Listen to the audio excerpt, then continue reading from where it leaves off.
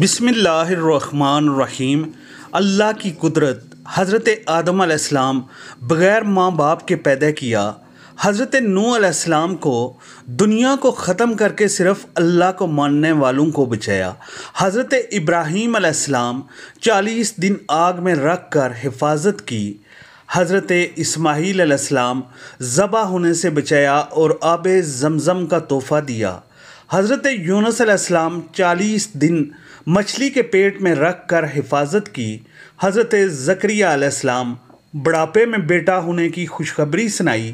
حضرت داؤد علیہ السلام لوہے کو موم کی طرح نرم کر دیا۔ حضرت سلیمان علیہ السلام تمام انسان، جن، چرند، پرند، ہوا، پانی پر بادشاہیت دی۔ حضرت صالح علیہ السلام پہاڑ میں سے اونٹنی نکالی اور اس نے باہر آ کر بچہ جنا۔